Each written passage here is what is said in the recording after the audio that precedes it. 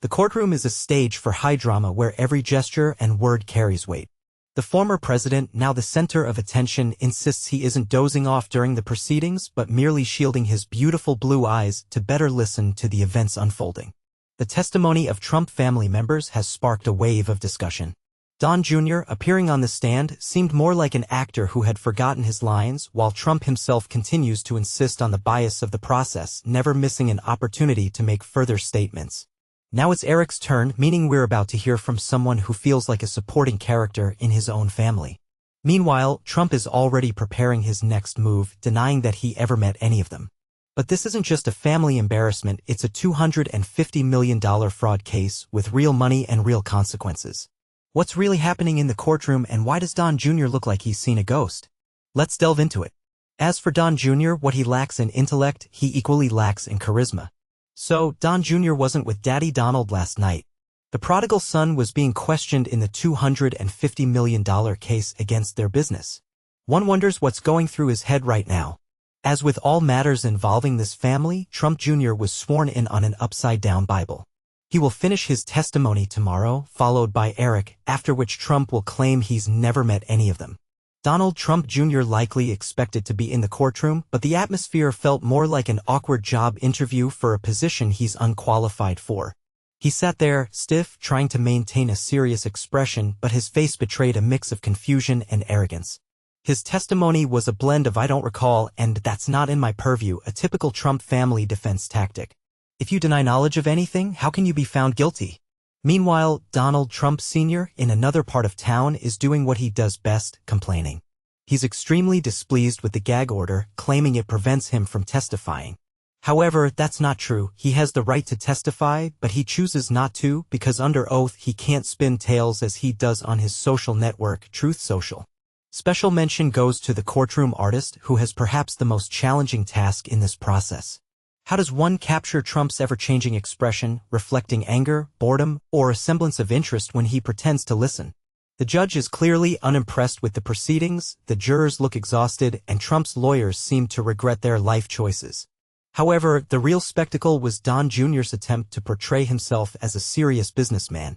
Let's dive into the details. Don Jr. apparently genuinely believed he could walk into the courtroom, put on an expert's mask, and fool everyone present. Spoiler alert, he failed. From his very first words, it became clear that he had little understanding of how his own family's business operates. His answers were a mix of vague shrugs, awkward pauses, and the classic Trump move of shifting blame onto others. Unable to restrain himself, he lashed out at the judge on Truth Social, writing, "There are no victims here except me. Leave my children alone. You are a disgrace to the legal profession." The situation is becoming increasingly serious. There are even concerns that Don Jr. could be tried as an adult in this case. Trump himself was not present to support his sons. He previously claimed he wasn't involved in the company's financial decisions. This seems strange, considering that just a few years ago he proudly presented himself as one of the top managers. The question arises, which is he, a company executive, or just a man taking photos in a suit for Instagram? In the courtroom, the defense's arguments failed to resonate with either the judge or the jury, and legal experts noted that the "I don't remember" strategy can be effective only to a certain point, after which it begins to be perceived as an indirect admission of guilt.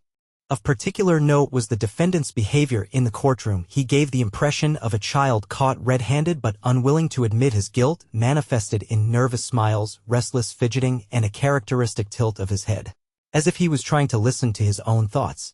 However, while Donald Trump Jr. was in court, his father was busy organizing a Halloween celebration. Instead of supporting his son during a difficult time, Trump chose to spend the evening at his Mar-a-Lago estate, surrounded by guests and costumes, enjoying the atmosphere of entertainment. Moreover, he chose a costume that perfectly reflected his essence, himself. Trump never misses an opportunity to be the center of attention. While Donald Trump Jr. and Eric Trump were forced to deal with the situation in court on their own, their father was partying. This episode clearly demonstrates the nature of their family relationships. It wasn't just an ordinary event, but a real Trump-style spectacle with gold decorations, lavish treats, and a guest list full of devoted supporters ready to agree with his every word.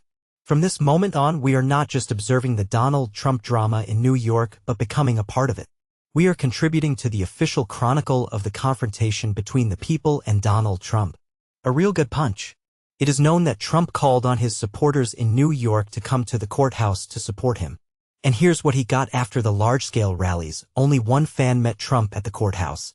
I invite you to close your eyes and imagine this single person in New York who came to support Donald Trump. Imagined? Good, now open your eyes. Meanwhile, in court, Donald Trump Jr. was struggling to testify, Eric was next in line, and their father was nowhere to be seen. Not a single word of support, not even a fake display of concern. Instead, he was entertaining guests as if there wasn't a multi-million-dollar fraud trial going on. While many people's attention was focused on the courtroom, Donald Trump did not stay away from the events, actively using social media. While absent from the hearing on the alleged $250 million fraud case, he found time to meet with Elon Musk. This choice caused bewilderment because in a situation where such a large sum is at stake, communicating with a billionaire does not seem like the most logical step. Musk's visits to Mar-a-Lago have become regular, raising many questions. It remains unclear what exactly is the purpose of these meetings, consultations on Twitter issues, discussions of new business projects, or simply the opportunity to enjoy an expensive stake in the company of a famous politician.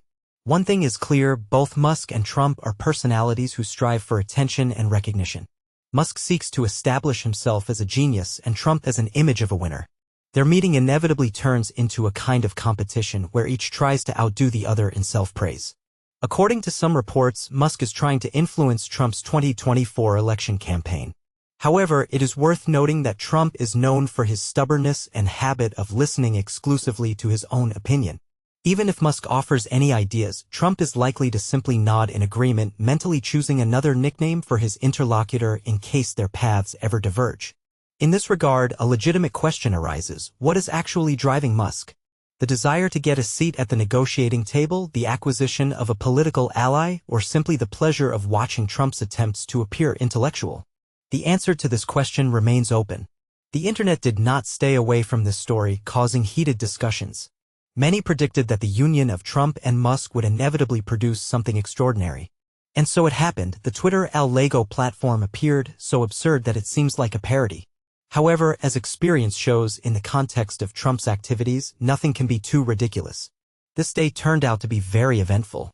One of the users shared his experiences, talking about a restless morning. Waking up at 5 in the morning with a headache, he took painkillers and tried to fall asleep again. He usually gets up at 7 in the morning to prepare breakfast for his family, but this time his wife allowed him to stay in bed.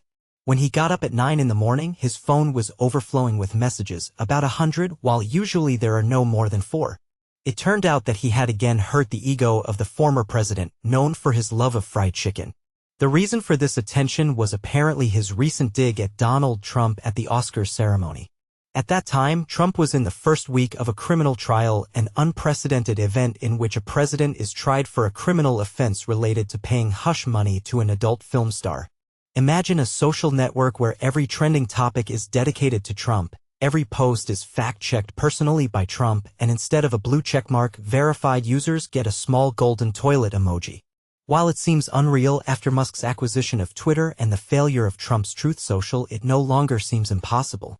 Musk's commitment to free speech and Trump's obsession with controlling every conversation make them the perfect team for a social media disaster. Imagine them sitting at Mar-a-Lago discussing ways to fix the internet. It's probably the funniest comedy of the year. If Trump launched his own Twitter, we already know what it would look like. No journalists, no critics, just an endless stream of tweets about how unfair life is. It would be Truth Social 2.0, only with a worse name and Musk's fingerprints all over it.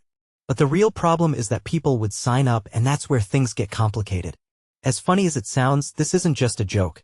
Trump isn't just a reality TV star making headlines, he's running for president again, and Musk controls one of the most influential platforms in the world.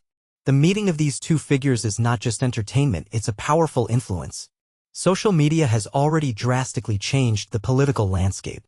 Disinformation spreads like wildfire, outpacing the truth, and outrage and scandal get more attention. People tend to believe what aligns with their worldview, regardless of the information's credibility. And the more power concentrated in the hands of people like Trump and Musk, who control these platforms, the harder it becomes to separate fact from fiction. The question of Canada potentially joining the U.S. as the 51st state, once suggested by Trump, doesn't resonate well with Canadians. The story of Trump paying a playmate to attend his birthday highlights his desire for attention. According to the woman, she was paid $500 a day to attend various events, including Trump's party. Trump's desire to regain his voice on major platforms like Twitter is understandable, as his own platform, Truth Social, has failed to gain traction and has become an echo chamber. Musk, known for his love of chaos, might reinstate Trump on Twitter if it boosts user engagement. The real danger lies not in fake accounts or Trump's latest outrageous claims, but in the millions of people who will blindly believe everything he says. The line between satire and reality is blurring, and if we're not vigilant, the joke could be on us. The legal proceedings involving Trump, his son Donald Trump Jr.'s testimony, and Musk's visits to Mar-a-Lago resemble an endless reality show. But behind these amusing moments and internet memes lies a struggle for power, influence, and the shaping of public opinion through social media. Musk and Trump, a seemingly odd couple, share a common goal: to control communication. They aim to use Truth Social, Twitter, or any other platform to capture audience attention. It's alleged that even Jimmy Kimmel's wife and management pleaded with him not to host the Oscars, fearing he would look foolish and go down in television history as the worst host of the prestigious event. While Kimmel correctly used the word vaunted, the rest of his performance was inaccurate. While we laugh at their absurdities, it's important to remain vigilant, as history teaches us that the loudest voices often drown out the truth. The Oscars ratings this year were up, contradicting claims of his failed performance.